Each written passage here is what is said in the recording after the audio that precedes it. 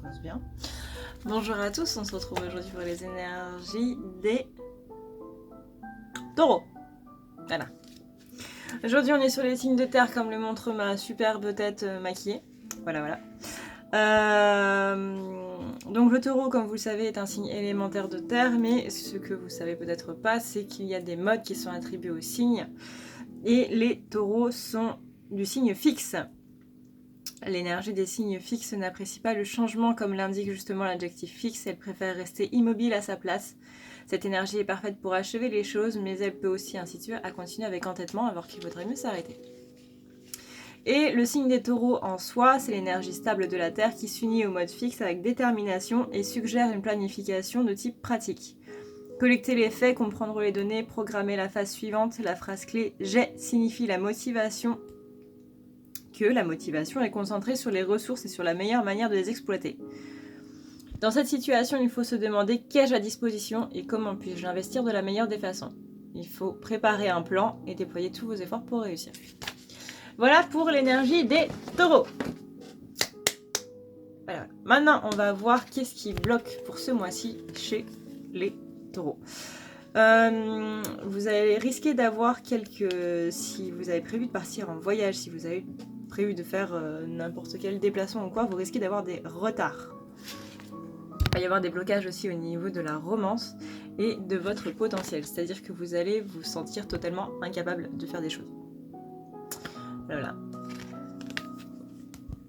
Trop d'imagination, donc trop perché là-haut, pas assez d'ancrage. Vous allez vous sentir pousser des ailes, vous avez l'impression que vous pourrez tout faire, que vous pourrez... alors là, il y a deux cas de figure. Soit vous avez l'impression que vous ne valez strictement rien et donc du coup vous ne pouvez rien faire, soit vous avez au contraire trop d'ego et du coup là vous êtes en train de vous dire je peux tout faire et en fait vous allez juste vous casser les dents. Donc une mauvaise estimation de soi-même qui entraîne des retards dans du coup les voyages et un petit peu tout le reste comme on l'a vu juste avant. Comment faire pour arranger les choses? On vous demande d'appeler Ganesh. Ganesh qui est là pour vous aider à enlever les obstacles qui sont sur votre route. On vous dit d'arrêter de tourner en rond, petit taureau, et de prendre le taureau par les cornes. Pardon. Avec l'Ace of Wands retourné, là, on vous demande de ne pas voir la déception, de ne pas être axé sur ça, et de voir justement le bonheur qui est sous vos yeux, et d'arrêter de manquer de confiance, ou d'avoir un excès de confiance, justement. Et de vous autoriser à faire des cadeaux, à vous faire des cadeaux à vous-même. Comme dit Cusco, cadeau de moi à moi.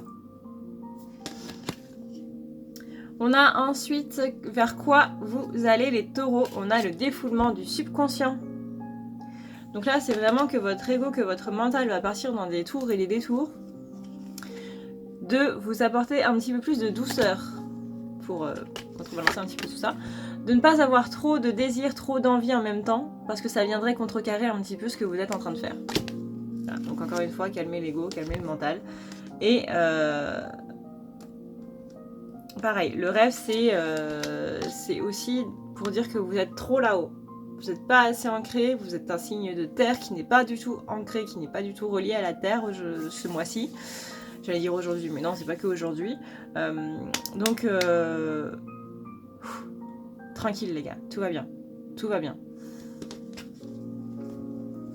Côté sentimental, on vous dit d'écouter votre intuition.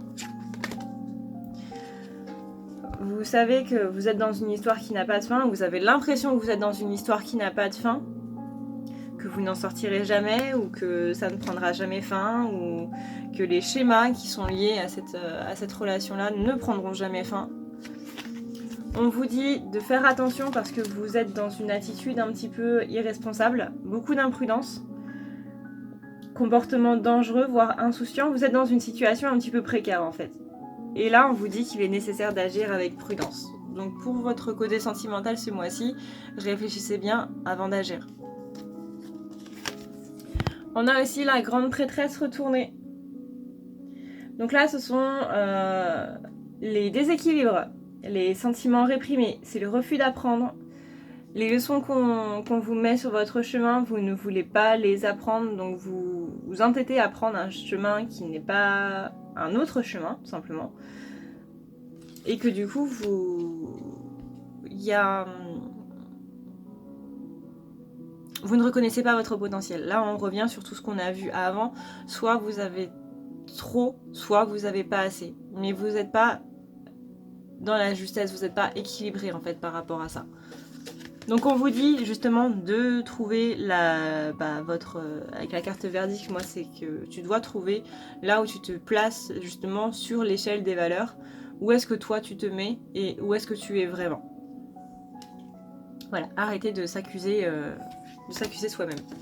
Au niveau du professionnel, moi je vois que ça va se passer plutôt bien. Il y a la carte de l'amour, enfin au-delà de l'amour éternel, c'est surtout du bonheur, de l'épanouissement et de l'harmonie. Donc niveau professionnel, ça a l'air d'aller plutôt bien. Juste que ne vous laissez pas embarquer par tout ce qui peut être chaos ambiant. C'est-à-dire si vos collègues, eux, ça ne va pas, ne vous laissez pas embarquer dans leurs sentiments à eux. Et beaucoup de dualité en fait pour votre côté pro. La Queen of Cups, c'est la sagesse, la sérénité, c'est tout ce qui est fluidité, amour. Vous êtes dévoué dans votre travail et c'est votre travail qui vous permet une certaine guérison émotionnelle de parce que vous vivez justement avec tout ça et on est dans l'intuition. Mais n'ayez pas ce sentiment d'échec, comme je vous disais tout à l'heure, par rapport aux valeurs. Voilà. C'est-à-dire qu'il va y avoir du bonheur, mais il va y avoir des chaos, il va y avoir de la sérénité, mais il va y avoir un sentiment d'échec. Donc c'est un petit peu mitigé en fait pour vous ce week-end. Ce mois-ci. On est dans le joyau dans une larme pour la famille, donc c'est pas que vous allez pleurer au niveau familial, mais c'est que vous allez vous rendre compte que toutes les douleurs que vous avez eues, finalement elles sont là pour quelque chose, mais que vous allez faire justement le ménage dans vos sentiments, dans vos blessures un petit peu. Pour moi, ce mois-ci, vous allez soigner des blessures par rapport justement à ce système de valeurs. On revient effectivement toujours à ça, je sais que je suis chiante à répéter la même chose, mais on revient toujours à ça, toujours au système des valeurs qu'on se met par rapport à soi-même.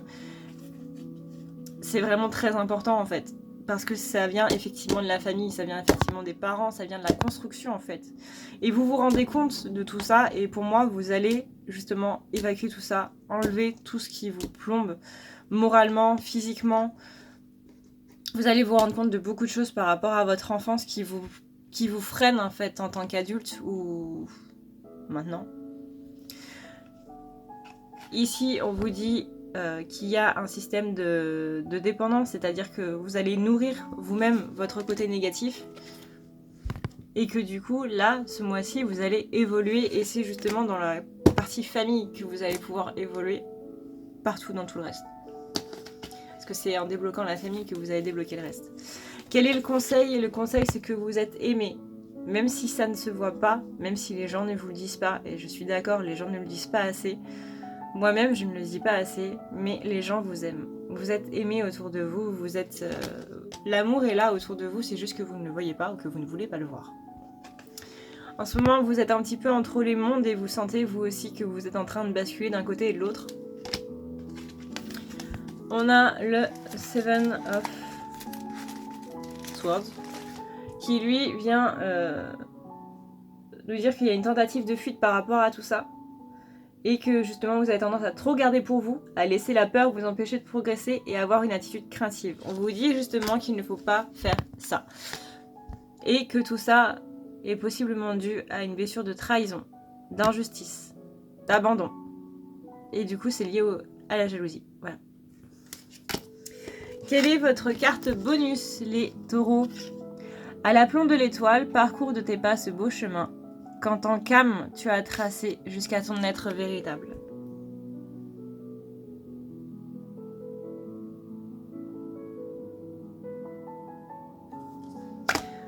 Voilà.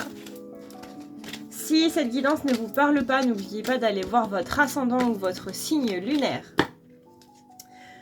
Moi, en attendant, je vous fais d'énormes bisous. Si vous voulez une guidance privée, n'hésitez pas du coup à regarder dans la barre d'infos. Vous avez le lien vers ma page. Vous avez aussi mon numéro de téléphone si vous voulez en parler directement avec moi. Si vous avez des questions, n'hésitez pas non plus. Je suis là pour ça. des questions par rapport au rendez-vous, je veux dire. N'hésitez pas à me dire en commentaire quelle maison vous voudriez voir pour le mois prochain en ce qui concerne les guidances du zodiaque. Et du coup, j'essaierai de les inclure vu que c'est la toute première fois que je fais un guidage,